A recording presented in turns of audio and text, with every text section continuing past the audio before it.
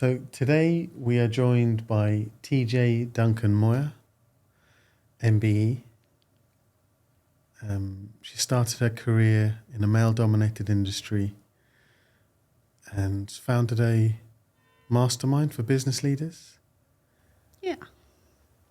And is awarded, recognised for her efforts in business recovery during COVID and for women.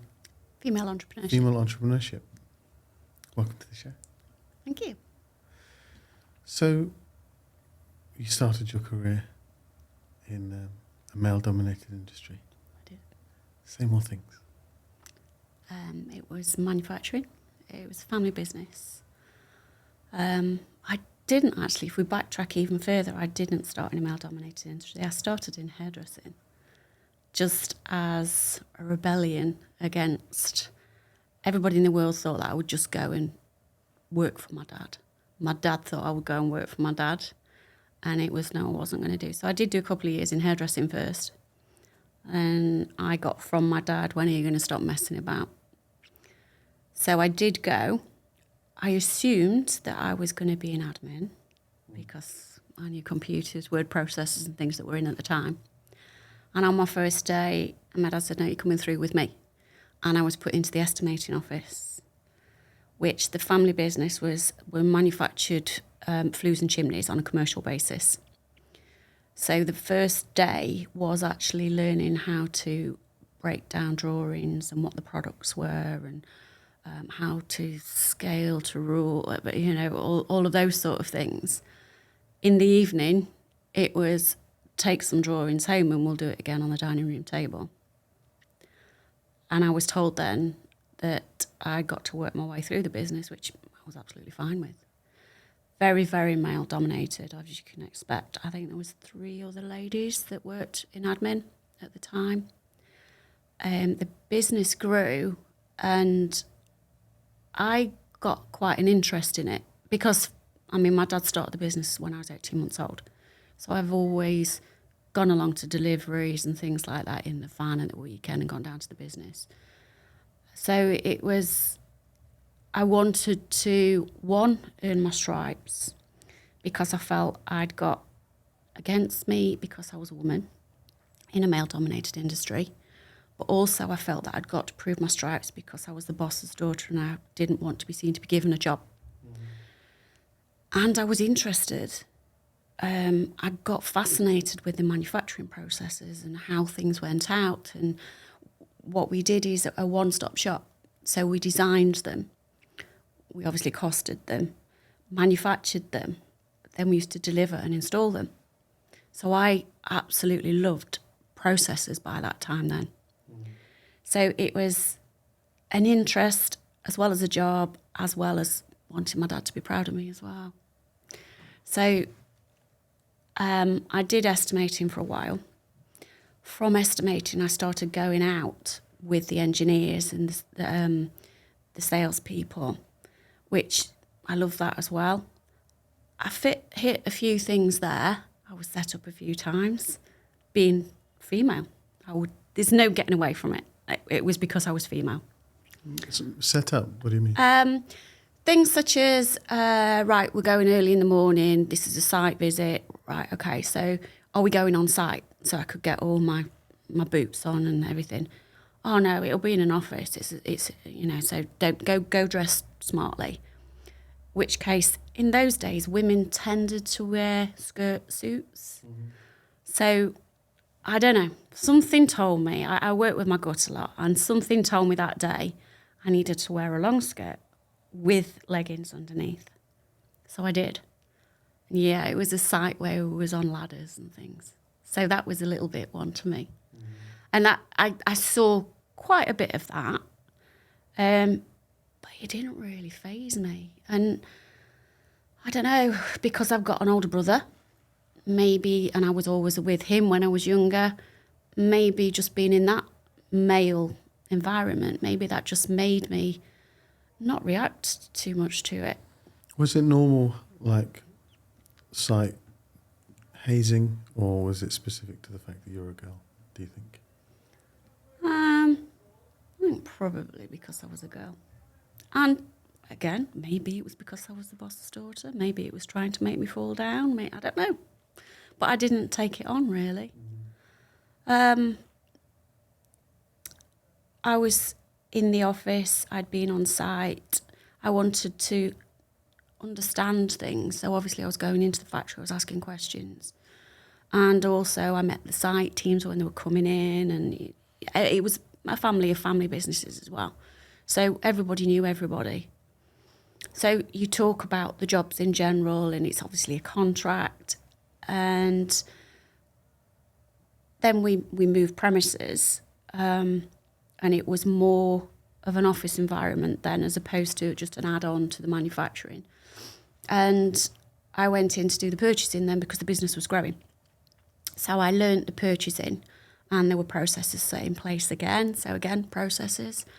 And I did that until I was having my eldest daughter. So that sort of fit in with once I'd had her straight back to work, because, can't be treated any special because you're a female. So I did that, and she went to nursery, and I just left a little bit earlier. But then, obviously, family business, you still speak out of business. I took on the payroll because Lady in Accounts helped, she taught me how to do that. And the accountant came to me and said, we really could do with you learning accounts. And I said, well, I'm sort of working with her anyway. And he said, no, we need somebody here who understands finances and financial accounts. So I said, okay. So I started doing business and finance, business and law at college on a day release. So I was happy with that. That went along for a few years. Then the accountant wanted me to do my AAT qualifications. By this time, I was pregnant with my second daughter. And I'm not great at, whatever I can do college work and I can do assignments, I'm not great at exams. So I just said, yeah, okay, but I really need to get through this. So they pushed me through on a fast track. And I ended up doing 2 modules together. And luckily or unluckily, one exam was in the morning, one was in the afternoon. So pressure, did it. Don't know how I did it, but I did it. So I then took on sort of more of the accounts role and understand the account, speaking to the accountant. Business had grown again, so HR had to be implemented. I then took the qualifications in HR. So I liked that there was a variety in what I was doing. But of course, because it was still male-dominated, I then became somebody who was having to speak to them on a personal level as well. And sometimes not be abrupt, because I don't feel that you get anything out of anybody that way, but more in a managerial and leadership role of helping with the personnel and the HR side, the wages, and still dipping my toe in purchasing. I mean, even purchasing, I hit a few bumps in the road there because it was steel that I was ordering predominantly. So that was male-dominated. And it used to be, and maybe this wasn't a female thing, but it was, what perfume do you wear to get the order over the line? Or shall we go for something to eat? What day are you free? And I'd say, just take it off the price of the steel, because I didn't want to do it. And I didn't want to be seen to be any different. I sort of progressed with males on side, and I just became one of the males. And I didn't see it as any different. I was asked so many times, and still asked, what challenges did you meet? What did you, and I just, didn't know any different. So it wasn't any different for me. It became different as a director when I progressed through the business. And I was going to site meetings, and I was with a co-director, and we'd say, okay, we'll put our PPE and go on site now. And I was actually said, what do you know about flus? What do you know about site? Oh, are you coming on site? I thought you was his PA. And I didn't react. I just, okay. And just carried on putting my PPE on and made sure that my name was on the drawings and on the contract and things, just for my own self-worth, I think, to show that the value that you do get regardless. I don't know whether being in a family business you do things because it's sort of expected of you, or you feel that you just should, and whether there's an element of the female thing. On my second pregnancy, it was the Friday evening. I was already 10 days overdue, and my dad did tap me on the shoulder and say we could do with you having this baby over the weekend so it doesn't interfere with work. And not that I can make that happen, but it did. And I was back the following week doing payroll. But I didn't see it as a big thing. It's only when I reflect now, and obviously we've got the work-life balance, and, you know, it's now focused on women in the workplace and things, that I think, wow, that was, you know, as a younger person, that was probably something. So do you think things are softer now or better? Softer. Sometimes too soft. That's interesting. I think we dance around things too much. I've been asked a few times to do a bit of public speaking to encourage women to go for high positions or go on and manage, you know, top tier management. And I did it when I was first Business Glue. I was asked to do that for a business that's connected to Rolls-Royce. And what they'd done is they'd recognised that they hadn't got any women within management, and they didn't know why. So they asked me if I would go and do some public speaking at an event that they'd got. So I said that I would. And it was quite enlightening for me, because all I did was talk, as I have now, was just how my career sort of progressed in a male-dominated industry. And I got people coming to me at the side of the room and asking me all sorts of questions, and it became clear it was confidence. It wasn't that there was barriers put up, it was their own inner confidence. And they had a 50% uptake after that. And I think that one thing that I always say when I'm asked to speak about it is, I don't feel it's any different. I think we can all achieve the same things. But don't play the woman card if that's what you want to do. Don't expect the door to be open for you. You know, don't, if they have a little bit of a joke with you about you going and making the tea or the coffee or something, don't make a big issue about it. You know, you can manage. Just show them that you can do it and you don't need to rise to it. Whereas I think there's a lot of things now that are making it that way, making it taken. There are some women that have very, very difficult times. And I, towards the end of my career in the manufacturing business, I did. But I think because I'd got the strength and I've got the attitude of, I'm no different to anybody else. They're no different to me. That's the important thing as well. That's what got me through. When you say towards the end of your manufacturing career, you had a difficult time. The family business, my dad was, he was diagnosed with cancer. So he sort of moved away from the business. Still owner of the business, still director of the business, but obviously he couldn't come into the business. And that's when I was made to promoted to director for the running of the business. I learnt a lot more. I went on to direct development. I did leadership and management courses, because all the way through my career, I've always wanted to carry on learning. And we did very, very well. Won lots of awards. I think there was sort of 25 within a 5-year period. We'd got recognised on national television. Lots of different things that had raised the company profile. And I'm not saying that I did it on my own, but there was an interest in me because it was women in manufacturing, a woman in business, all those sort of things. Then I started to win awards as Director of the Year, as a woman in business. I got Businesswoman of the Year. And the co-director was a male. And my dad wasn't well. And I think he was quite influenced. I think there was quite a lot of animosity that came about. And it started to wear on the relationship. I became just an employee. I think he was quite heavily influenced by his second wife. I think there was a little bit of barrier there. And it turned my dad against me. And I knew things that were happening. I could see that.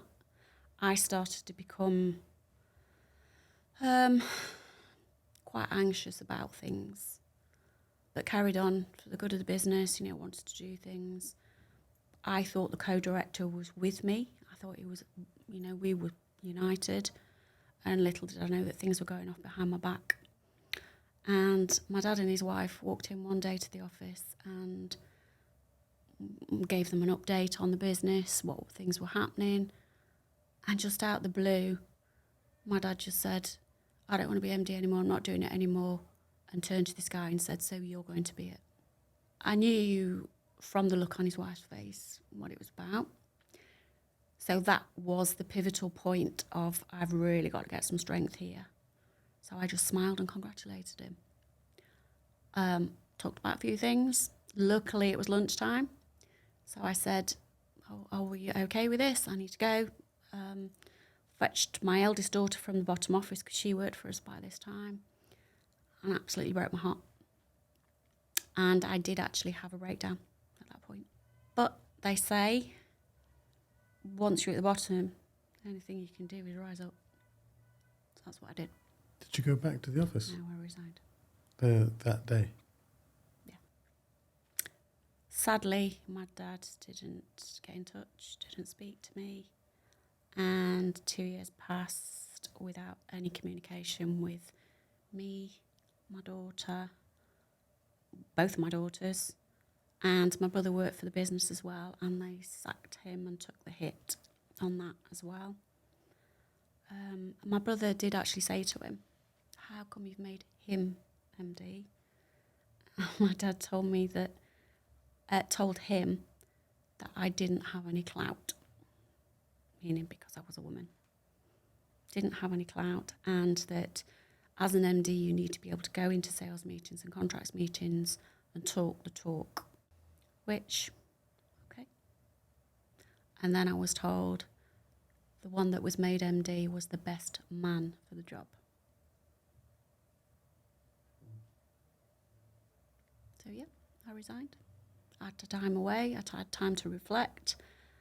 I realised how many good people there are around.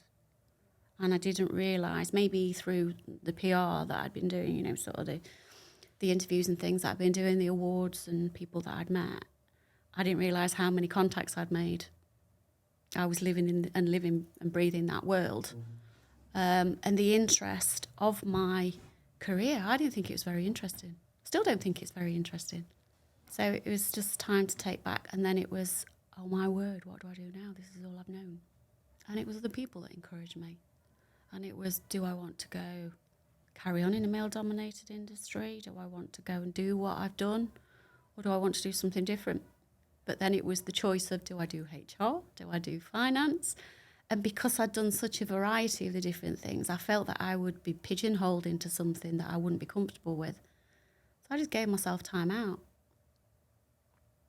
And it was people that really supported and encouraged me to do what I'm doing now. Which is? Business improvement specialist, which is a combination of coach and consultant. Because I feel that I've got the experience in many different departments, and I can now look at it from a different perspective and spot the gaps and then help them actually implement the improvements, because I've also done that as well. So this is Business Glue. It is. And that started? 2020, April 2020, as we was in COVID. And how's it going? Excellent. Absolutely love it. Yeah. It's not work. And I don't understand why people will think why I'm so interested or what I do is great, because it's just normal for me. It's natural. It's what I do. It's just in my head. Well, then I'll tell you. Thanks. Well, so one of the reasons we started these shows was because, so I only work with business owners. Those are the only people I work with. And they have different backgrounds, different experiences, different ideas, different everything. The one thing that unites them is that they're able to be disciplined over consistently over a period of time. Now, when you're disciplined while life is doing this to you, that's a story.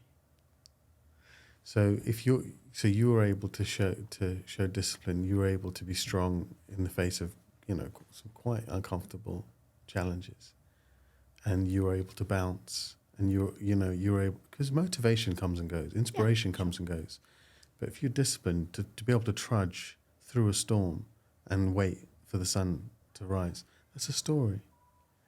So and they're always stories. And they some of them are genuinely inspirational stories, which is why you can go on to, do a mastermind in business, be surrounded by women, and you say, look, this is this is that, this is this, and they go, that's just changed my life. And you're like, well, that's just a sentence. And like, no, you don't realise. That's everything I needed to hear today. So that's why they're interested. So, not to go back onto a difficult topic, but did you ever repair the relationship with your dad? No. Sorry to hear. That's the sad thing. He died November 21, as I left in July 19. He only lived a few miles away from me. I passed him. He didn't have anything to do with any of our family. I think he had things holding him back. And it was upsetting the way that we found out. We was told through a third party to my husband, just tell your wife that her dad died last night.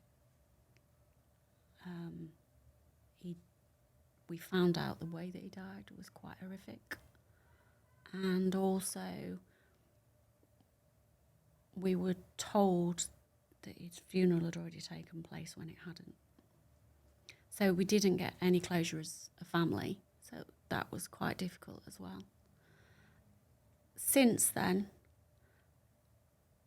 the anger from my dad has diluted a little bit, because I did feel that, having children myself, if anybody made me make a decision or put me in those positions, there isn't a person alive that could do that, and I didn't understand it. And because me and my dad were so close as well, and the things that he'd said over the years as well about what would happen to the business and how he wanted it to happen and what he didn't want to happen, that was hard, because we never had that closure and we never got to discuss things, and there were people stirring the pot. But the way that I've got past that now is, hopefully, I've recovered that strength and moved on with it, and that was a past life. He's not around anymore that I've got to go and wonder what he's doing and how he is and things. And I've just got to have my own thoughts on that. We miss him. My daughter, my eldest daughter particularly, was very, very close to him, and we still miss him. So what we have to do is remember the good times and not the bad. And hopefully he will see that I founded my business the way he founded the business. And the only way that I can hopefully make him proud of me, because that's one thing he could never tell me, that he was proud of me.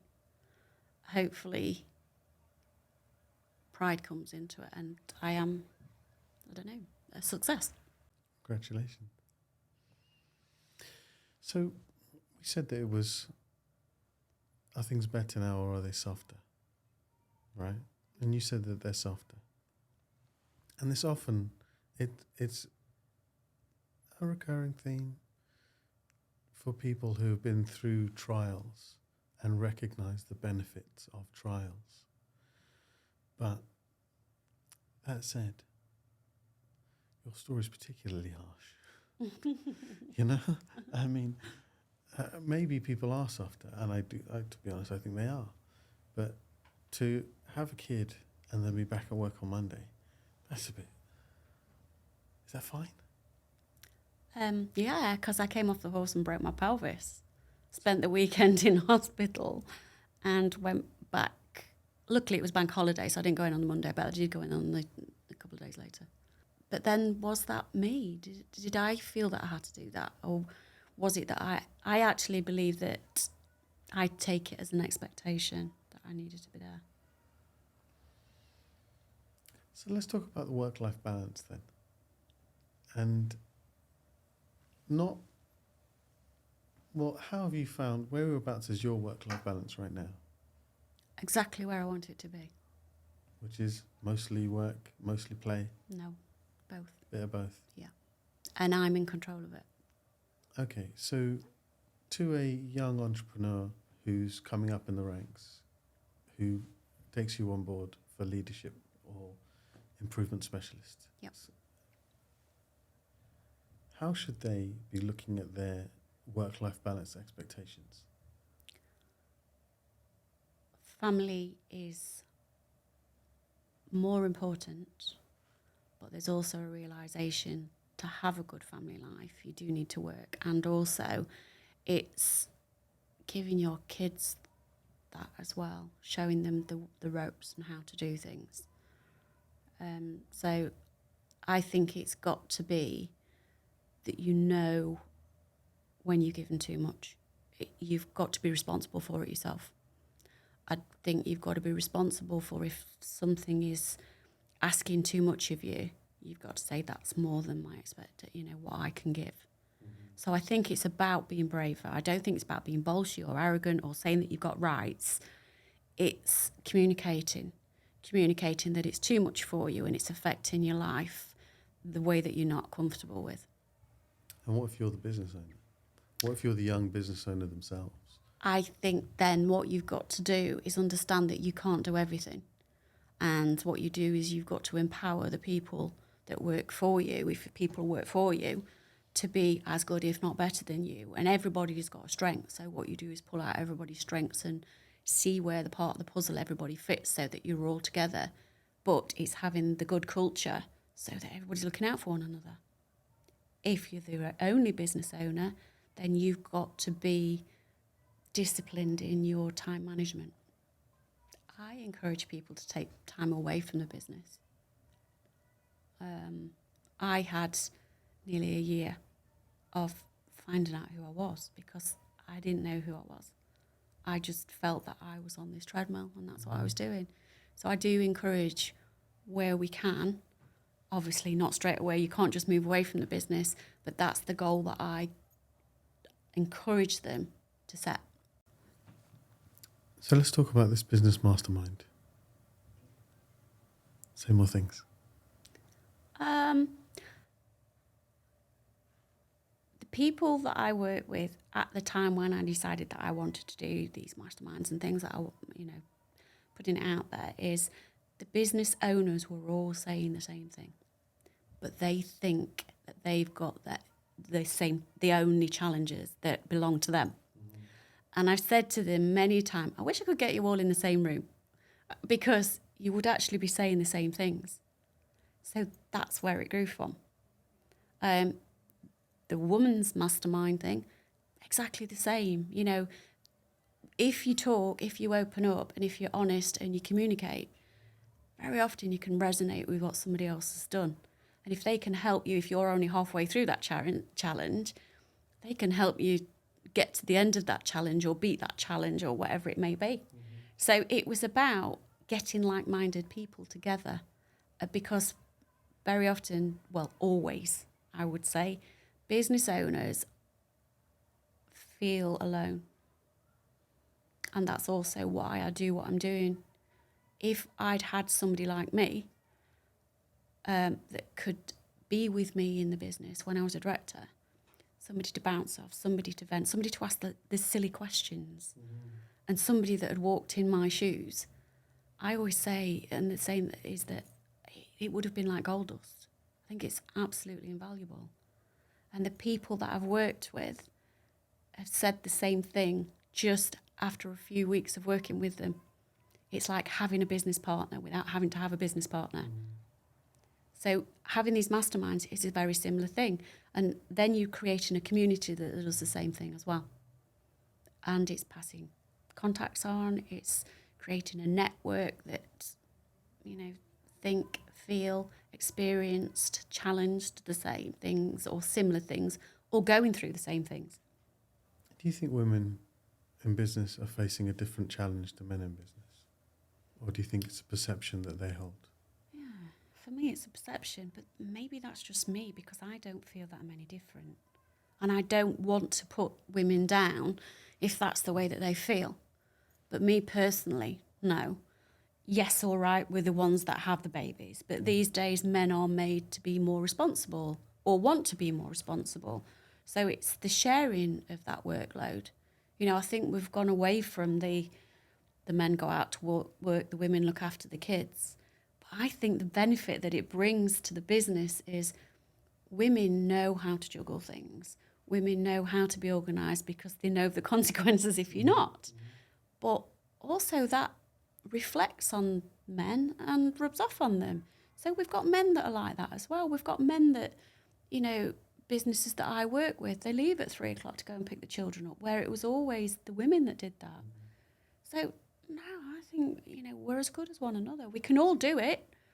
Sometimes it's the women that just automatically take it on board and feel that it's their job. Whereas again, if they communicated and said, you could do it 3 days a week, I'll do it 2 days a week this week, then we'll flip the following week. It's those sort of things that I would like to see happen and I think are happening more and more. Mm. So then I asked this question last week, so I'll ask it to you as well. So this issue with imposter syndrome. So real quick definition of terms. So imposter syndrome at its simplest is having a job or doing a role and other people perceive you as great and you don't perceive yourself as great. Yeah. Is that more prevalent amongst women? Or is it just that women happen to talk about it more? Yeah, women talk about it more. I work with predominantly male business owners, and I would say that they're deeper, worry more anxious, and beat themselves up more. I do believe that women, they're not as weak as we're perceived to be, because you can tend to get on with things a lot better because you can do the shopping while you've got the kids, you're used to doing things like that. So I think that inner strength comes into play. And no, my experience is that men are struggling more than women. Oh, wow. With imposter syndrome? Mm. Oh, that's an interesting one. Particularly when they start working with somebody like me. Because very often businesses just start, if it's a family business, it's been handed over to them, or they've just worked into the business, or it's somebody who's founded the business and it just started as something very small and they didn't expect it to be where it is. So the saying is we've winged our way to it. So then when they get somebody like me, because they've got so far in the business, but they don't know where to go elsewhere, they don't know how to get to the next level, how to make the business be sustainable. So they feel a little bit inferior to that and they start questioning themselves and feeling like they're rubbish. Mm-hmm. Whereas women tend to embrace it and it's like, yeah, tell me more. What do we need to do this? Whereas men tend to sort of... I pointed out to a new client last week. It's a family business. It was actually a referral. So I'm already speaking to one of his friends in business who recommended me. Took him a long time to ring me. And he said, yeah, I think we need to see you. So I said, okay, met them the following week. Man and woman, predominantly the head of a business, small team. It ended up, the male went off, the guy went off into the office, and I carried on talking to his wife. We spoke for a while, and then she said, oh, you really need to speak to him as well. He needs to be in on this. I said, yeah, he does. So he sort of spun round in his chair, and straight away he did that. And I just recognised it because I'm big on behaviours and the way people put themselves across. And I let him speak, and he was, not putting any barriers up or anything. And I said, you're not comfortable with this, are you? And his eyes widened, and I said, your arms are folded and there's a barrier there. And he says, yeah, I find it really difficult because it sounds like I'm really rubbish at what I do. I said, absolutely not. You know, this is about celebrating your wins. You've got a fantastic business here. He says, yeah, but I don't know, I've had to get somebody else in to help me do it. Don't see that as a fail. It's not weak at all. That's sensible. But I'd spent all the time with his wife. And it wasn't supposed to be about being with his wife. It was supposed to be about him. So, for a business, at what point in a business's journey do they need an improvement specialist? Any point. Startup? Mm-hmm. Yep. And then what's our interaction? When a business owner engages you, what are we looking at straight away? The first thing is I do what we call a triage. And it's like going into a hospital. You know, the first thing you do is a triage to see what is wrong, what's hurting, what's you know, all of that, to get to the prescriptive part. So we have that conversation to make them recognise sometimes, and also it's important to see if we fit, because not all of us fit together.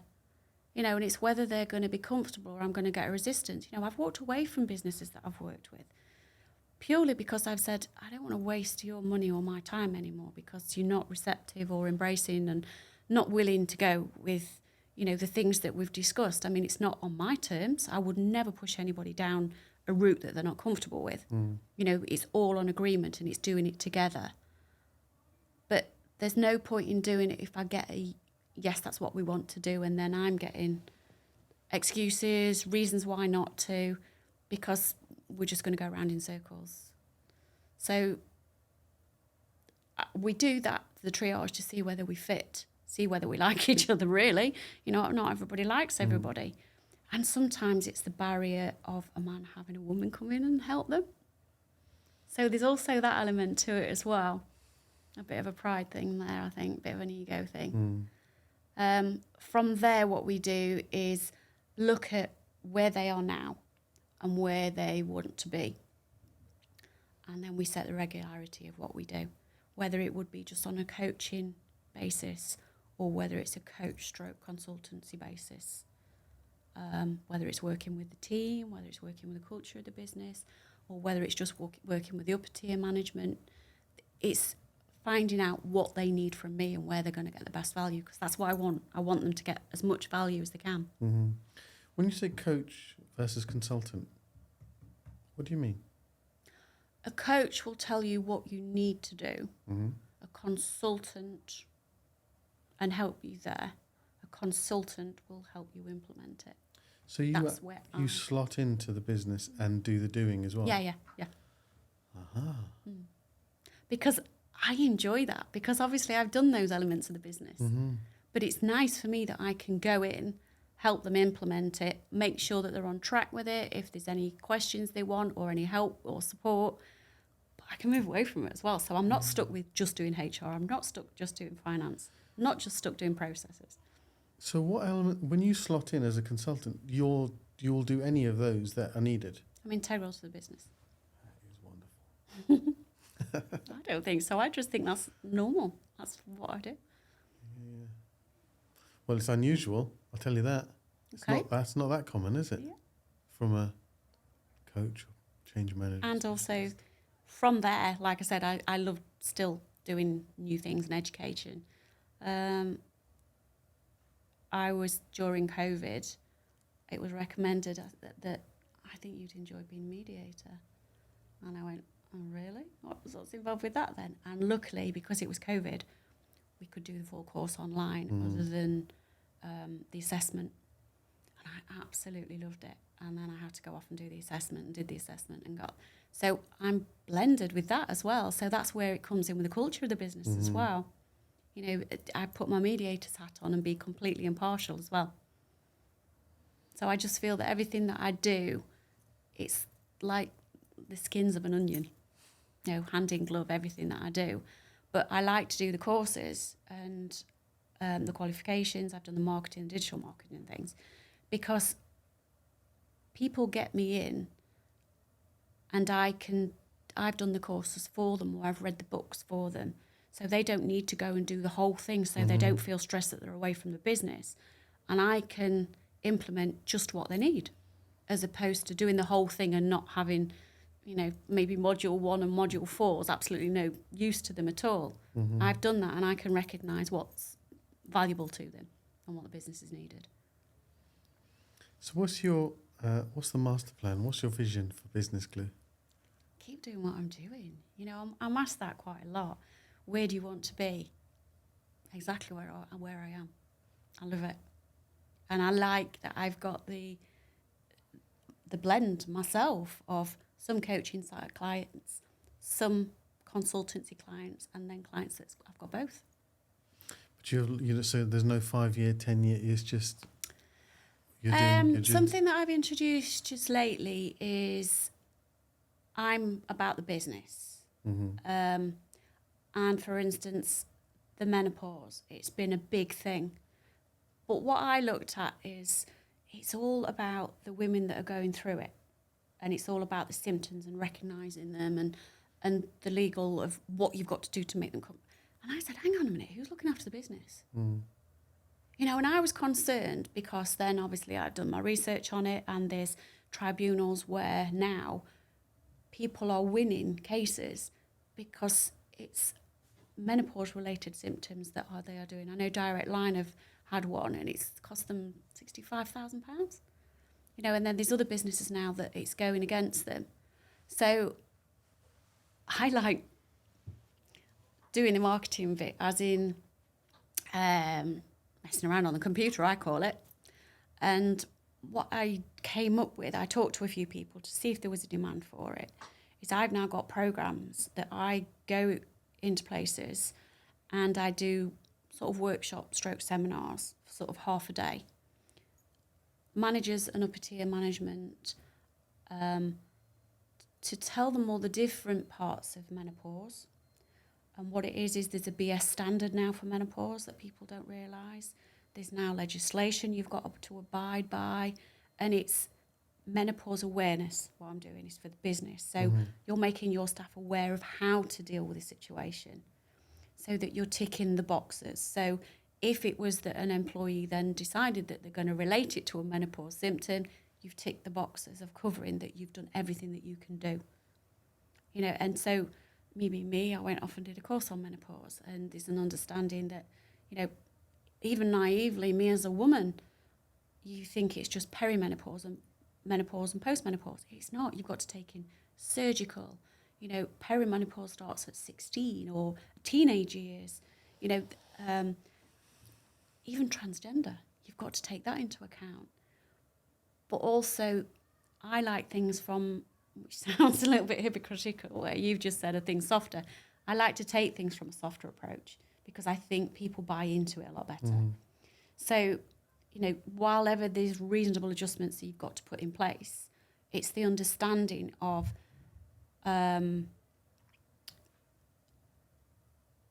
are they struggling first thing in the morning or meeting that 9 o'clock start?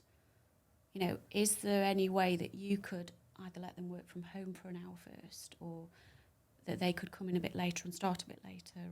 And do they sit near a window? Have you got aircon units? Have you looked at the uniform that they've got? Does that make them hot? All these sort of things. So there's the managers and upper tier management course, so that they're looking out for those sort of things and offer those sort of things. There's the seminar workshop that helps people that are having the symptoms so that they don't see it as a threat to them, so they don't see that they need to blame the business, and it's how they communicate up and look after everybody else around them.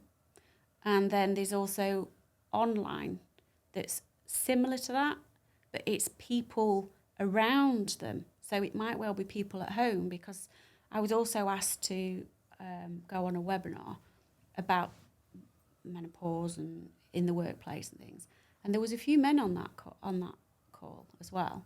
And they actually fed back to me. They thought it was great because their wives were experiencing it, and things that I was saying, it was just like, oh, yeah, I didn't realise that. That's why she does that. So that was important as well. So I wanted to position myself of looking after the business to make sure, perhaps ticking the box is not the right thing to say, but covering themselves really, but also looking after the employer and the employee at the same time. And being the employer of choice then, that you're a good person, you're good people to work for. Mm. And on the back of that, I've recognised that you get buy-in from people. So whatever there's the lean manufacturing, there's the lean management. What I was finding is the businesses that I've worked with that have had that in, people tend to sort of do this. They hear that lean's coming in, somebody's coming in to do the lean process. You're not getting the truth out of people. People are looking after their jobs. Mm-hmm. They understand it as there's going to be cutbacks, there's going to be cutting, there's going to be snipping, we're going to chop everything, and we're going to make redundancies because it's all about saving money. Mm-hmm. So I then built on the back of that of it's the Harmony Growth Navigator, I call it. So I go in and do get the similar results, but what I do is explain to the employees, explain to the team what it's about, so that you're bringing them on board, they're on the bus with you, and they recognise where wastage is, Mm-hmm. as opposed to cutting back, and they want to do that and they don't see it as a threat. So I think going back to your original question of where would I like to be, I would like to do those sort of things so that I'm looking after the business from all aspects. Let's move on to this wellness. Okay. I had a question from Health Med Wellness, and they were asking, do you think, so there are, there's a lot about mental health out there, Yeah. the menopause, as you said, just that wellness in general, performance in general, and people try to buy into these programs, but then there's no buy-in from leadership. No. It's more of a box-ticking exercise, Yeah. so they can Just parachute somebody in. so they can do their ESG goals, have their little banner, Yeah. but there's no buy-in from leadership. There's no top-down dissemination of. Understanding people, understanding behaviours, and recognising. So if there is a scientifically proven return on investment, value on investment from wellness programs, why aren't business owners buying into it? What are they missing? I think the biggest problem businesses have is communication. And I think as a business owner, I think in that respect, a lot are quite selfish, as in they feel they're the one that's taking the biggest burden, so why can't everybody else just get on with it? And I think that comes from old-fashioned methods as well. Do you want your job? Get on with it. That sort of attitude towards it. And it's time. They feel they haven't got time to give to that. So I think it's ridiculed quite a lot. And it's not understood as well. They don't take the time to understand it. And I feel that a lot of businesses don't get buy-in from their employees, even from a cultural point of view, just wanting them to be okay and understanding people's needs and beliefs and wants and wishes and getting that happy medium.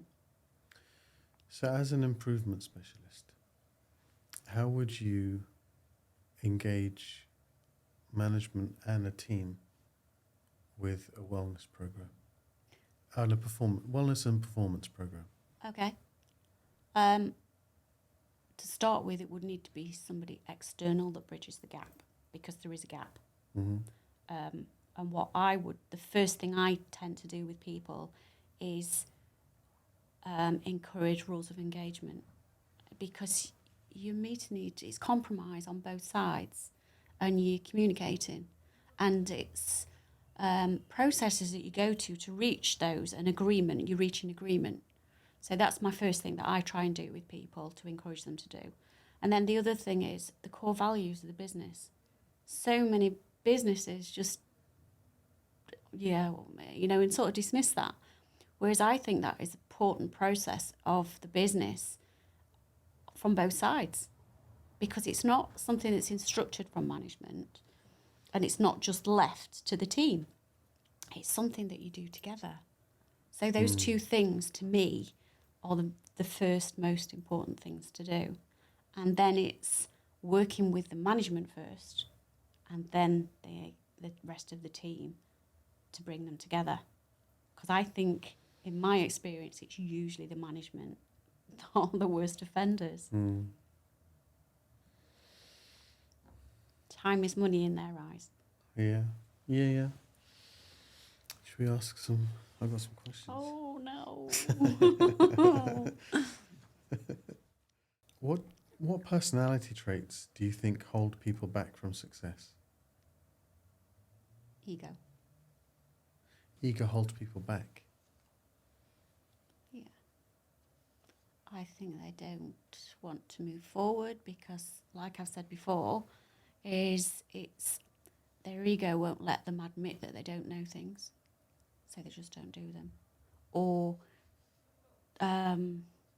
maybe it's, let's use a hypothetical, maybe a business owner doesn't know how to use digital equipment or any devices or anything, but their ego won't let anybody know that they can't do that, and they see it as they've got people that can do that for them. So I think that is a main contender, is ego and imposter syndrome, which comes on the back of that in my eyes. Oh, wow, interesting. Can you tell by someone's personality, can you predict whether a business is going to succeed or fail? So far I have done, yes. And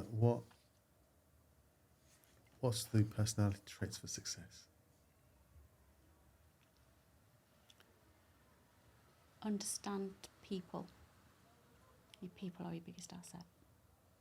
And I think without people, you haven't got a business, whether it's employees or just contacts or your network. Or, I learned something, when I moved on into working for myself, and I had a conversation with somebody, and they said, it's a little bit like if you're a terror as a child, that stays with you, and if you're hanging around with people who are naughty people or you're not so good people, that sort of tars you with the same brush.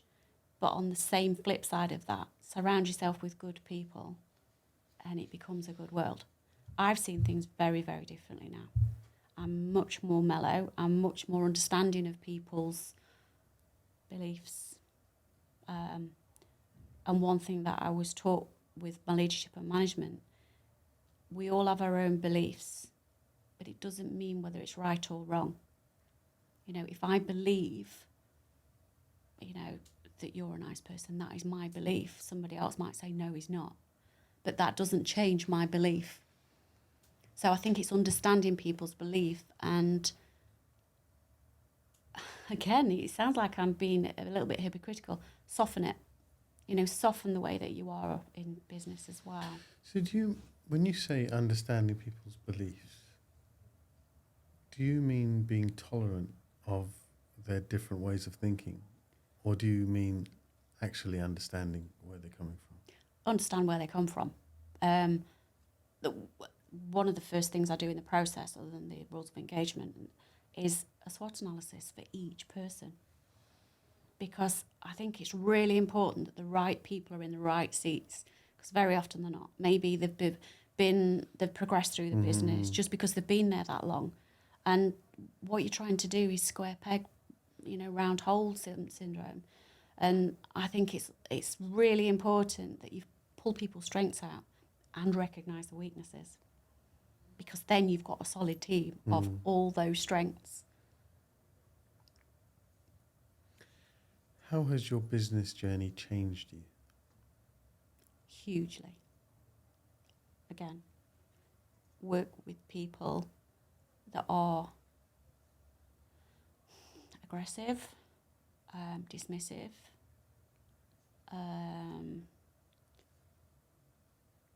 vengeful, you become like that.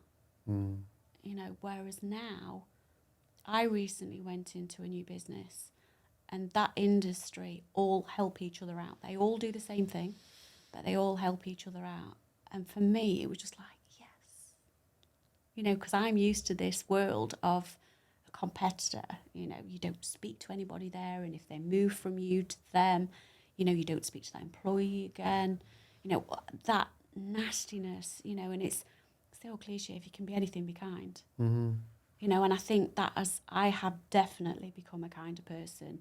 And maybe the mediation training and things as well has made me become very unbiased as well and see things from a different angle. Has it made you more cynical at all? No, I would say less. There is still quite a, you know, cynic in there, but no, I would say less. So your business journey has actually improved you? Absolutely. Yeah. Because you do see a lot of people's business journeys, they just become more and more isolated. And by the end of it, they're like, I know 3 people and I only want to know 3 people. Yeah. The rest of them, I don't ever want to see one of my employees again. I don't want to speak to anyone. Yeah. They take it so personally. That's a common journey. Yeah. Whereas I don't see that. It's business, and people want to, what have you done wrong that's either pushed them away, or why wouldn't you encourage somebody who feels that they're going to do better, that they want to better themselves or do something different in life? You know, it's only like going and changing your hair colour or something, isn't it? What gives you the right to make those choices for them? And one thing that I have changed is understanding that you can't control people. You know, I now reflect on how I was treated, and I was very, very controlled. And I was quite controlling. But now, why would you want to control somebody? That's the way I see it now. Bring out the best in people. What makes a good leader?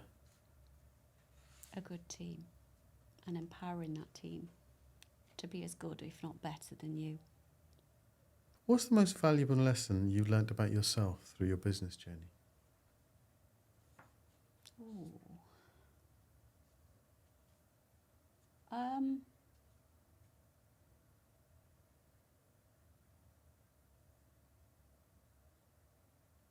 That you can change.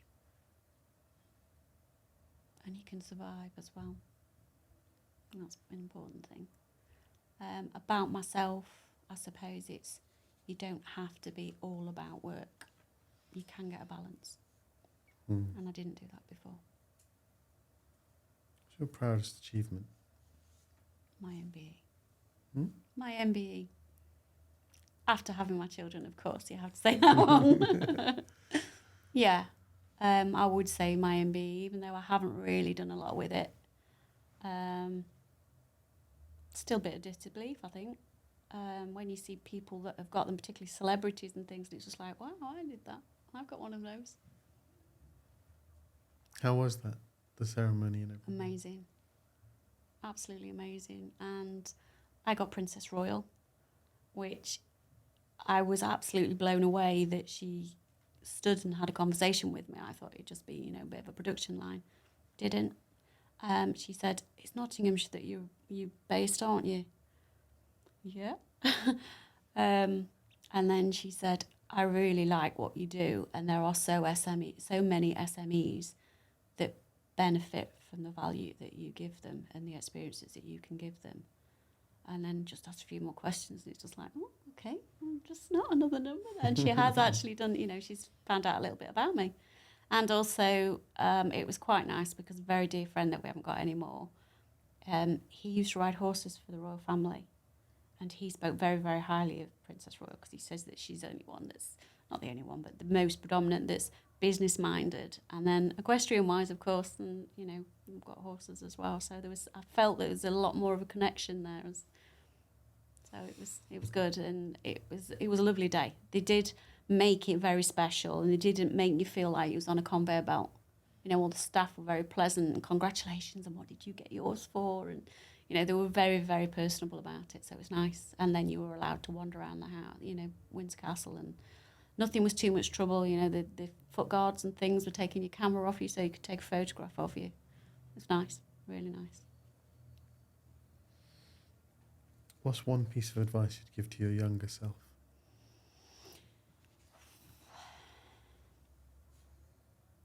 You don't have to work for family business, and don't see things as an expectation. Make your own choices in life. If we went back, you spoke to your younger self, would you not go through the family business? No. Ooh. That's interesting. So despite all of the lessons about process, about resilience, about the harshness that came with it was worse than the learnings that came from it. Mm-hmm. What would you, Feels a little bit like I was cheated. at the end, or all the way through? Yeah. No, I thought it was all going to be okay. It was at the end. And that it damaged mine and my dad's relationship, and I wouldn't have put that on the line for anything. If you knew that no matter what you did for work, Mm-hmm. no matter what you did, you would always earn the same amount of money. So this is a principle, Mm-hmm. an Islamic belief called risk. Like no matter what you do, you'll earn the same amount of money. Yeah. The idea is to live fearlessly. Yep. Don't feel trapped. The other idea is you don't get corrupted by money, right? So you don't take shortcuts Yeah. to try and save a fiver, Yep. because it does make a difference in the long term. This is the principle. Okay.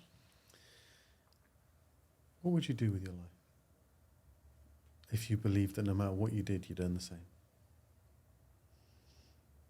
What I'm doing now? That's what I thought you'd say. That's a great position to be in. Mm-hmm. All right. I got one last question then. Okay. Okay. Is this the killer question? No, this is a softball, I think. Okay. So I'll ask it in two different ways. Okay. So the idea is I'll count down from 3, and then you imagine that every camera will stream to every business owner in the world. Okay. What would be your statement to them? 3, 2, 1. Shablam. Don't see support as a weakness, Okay. and keep going. Don't give in. All right. So I'm going to do it again, but this time it goes to every person in the world, every man, woman, and child, right, all over the world. 3, 2, 1, go. Don't see support as a weakness, and keep going. Oh, great. It's been a pleasure. Thank you. Did you enjoy it?